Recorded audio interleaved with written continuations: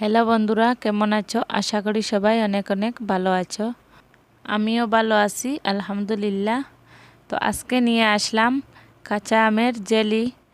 তো প্রথমে আমি এখানে অনেকগুলো আম নিয়েছি, ভালো করে ধুয়ে ছিলে নিয়েছি। আর এখন আমি টুকরো টুকরো করে কেটে নেব। আপনারা চাইলে এইভাবে কেটে নিতে পারেন, যেহেতু আমি রান্না করব যেভাবেই কাটবেন সমস্যা নেই।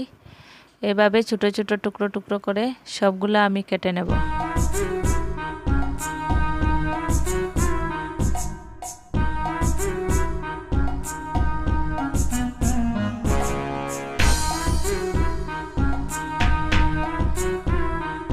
সবগুলা আম আমি কেটে নিয়েছি।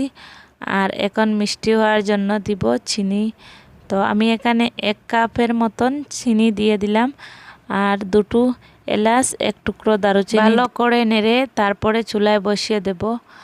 আর একটু পরপর নাড়তে হবে, না হলে নিচে লেগে যাবে। চুলার আঁচ মিডিয়ামে রেখে রান্না করতে হবে, ঢাকা দেওয়া যাবে না, এভাবেই রান্না করতে হবে।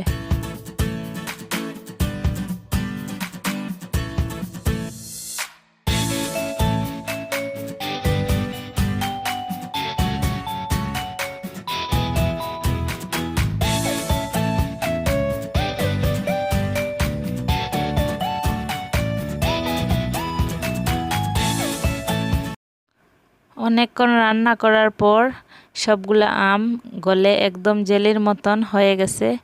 তো আমি এখানে সামান্য ফুড কালার অ্যাড করব, আপনারা চাইলে নাও দিতে পারেন। তো আমি এখানে একদম অল্প কালার দেব, সামান্য কালার চেঞ্জ হওয়ার জন্য।